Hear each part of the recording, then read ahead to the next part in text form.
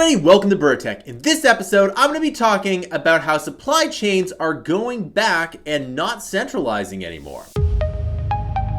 All right, welcome back. So I want to talk a little bit about supply chains here, and I have a few things that, a few articles that I kind of want to talk about here. Now, if you don't know, before the pandemic, basically, and at least since probably maybe 2005, what's been happening with supply chains is everything has been mostly going to China. And the reason for that is that China has, well, a lot of population, and the labor in China, let's say 17 years ago, was quite a bit lower than it is today. Now, what happens with production is that oftentimes it goes to a country, and then it's called the middle income trap. And what this means is that the income of the middle class gets so big that it doesn't make sense to produce things there anymore. So this has happened a lot in Mexico and South America, and now it's kind of happening to China. So production is always trying to go to the least common denominator and the place that you can find labor the cheapest. Now, a lot of people like this, some people don't, but what it means at the end of the day is that if the labor is cheaper, it means that your goods are cheaper. So whether you're buying a phone or a computer or a car or whatever,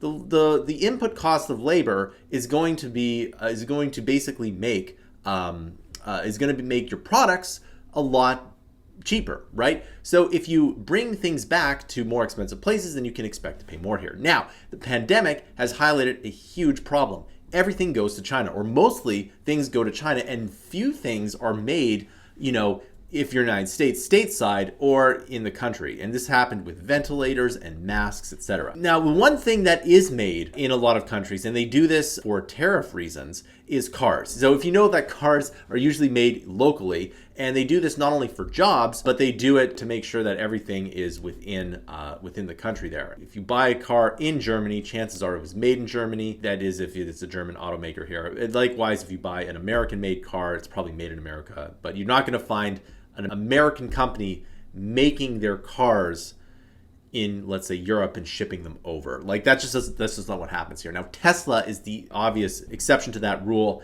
If you buy a Tesla, it could be made in China, but now that they have multiple gigafactories, that's not as big of an issue here, and which I'm very excited to see Giga Texas coming on and Giga Berlin also coming on here. But I do want to talk a little bit about this here. So Hyundai is building a $6.5 billion electric car plant in Georgia, and so this is interesting. So chances are a lot of policy is dictated towards climate change. So getting this kind of deal here is going to be favored, at least by the government here, and you can get electric cars here. Now, by the way, if you don't know, Hyundai is making electric cars now. Basically, all the automakers are making electric cars, and the Hyundai ones aren't terrible. Now, of course, I could probably do a review on that another time here, but what I really want to talk about is how if you were to buy a Hyundai, chances are it was made in Korea. Like, for example, Mazda. If you buy a Mazda car, chances are it was made in Japan. It was not made in the United States, so or if you're in Europe. The fact that they're doing this, it means that you're going to be getting labor at potentially a higher rate. Now, I do believe that Georgia is on, the minimum wage is a little bit lower here, but you still have to pay car workers more than minimum wage. Even though, it might be more expensive to buy this car, but at least the jobs are staying stateside and the production, which is more important,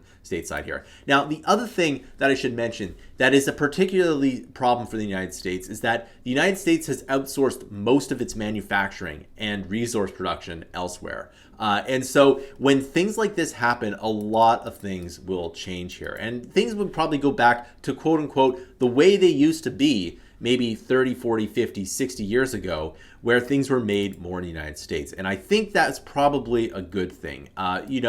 However, we do have to pay for it. As if you want things to be made in your local country and not in China, there's a couple things. First of all, the labor is probably more expensive, and the economies of scale is probably not as big here. And Tim Cook has said this, in China, he can find so many workers to do lots of jobs, but in the United States, he can find very few people. And that's because for the last maybe 50 years, manufacturing has gone away from the United States. So what do I mean by economies of scale? Well, economies of scale is a concept in manufacturing that if you can put things into mass production, the unit cost will be cheaper. And the best example of this is Ford's Model T. He was really the first person to do that. But cars are another good example because when you have a factory, if you were to build a custom car, it might cost, let's say a unit of 3. But if you get things into mass production, you can get it down to maybe about a 1 unit of cost, right? And so the reason for that is that once you put things in mass production,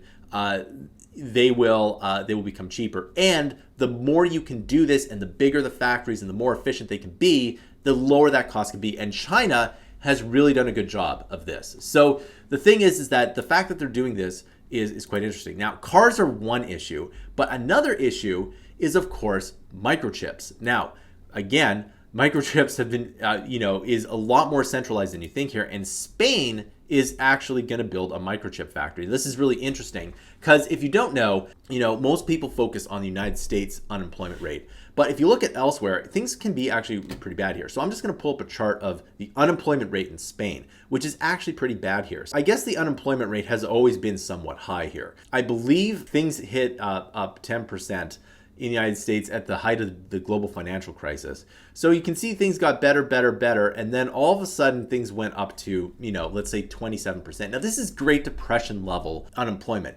And the thing is that this is just the average unemployment. Youth unemployment, I've heard in Spain, can be like 50%, meaning that if you're under 30, half people are unemployed. So that's really interesting. But things have gone down, and that's really good. And they've gone up to the pandemic, and now things are kind of down for at least Spain, a low of 13.3. So that's not bad here. But the thing is that they're investing, the government's investing in this to create jobs here. And what's interesting is that, of course, Spain is an ally of the United States. So meaning that if there were a crunch of supply from any kind of geopolitical event, Spain could, in theory, supply the United States and the West with microchips. So this is really interesting. Now, of course, it's going to cost higher. So what this means, and I guess kind of the overarching picture here, is that if things are being built in higher priced markets, you can expect to pay more, but the supply chain will be a lot more stable here. We have to really rethink how the supply chain is done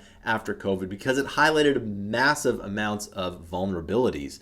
And so that's exactly what's happening. And what this means is that inflation's probably going to be here to stay. You're going to have to expect to pay more for your phones, your computers, and everything like that. The era of cheap goods is probably going to be over, which also means you're going to have to be a little bit more diligent on what you spend on, right? So I have a bunch of tech that I really like and I really use.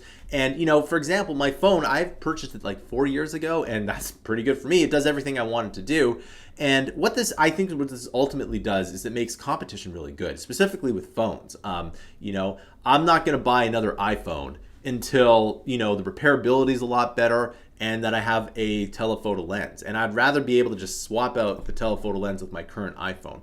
When you really think about it, why do we need to have more and better processing power? Now, I get it for photos. That's what you would do here. But if I want to just, do Twitter, the internet, Reddit on my phone, do I really need more processing power? And the answer is no, you don't. And that's the thing. So I bet you when it comes to phone, the S curve, we've definitely reached the top of that here. So that's basically what's going to happen. It's something you really need to pay attention to. And I guess there's one other thing here is that there's a lot of huge pushes for electric vehicles here. And, Ontario is giving a 1 billion boost to build electric vehicles here.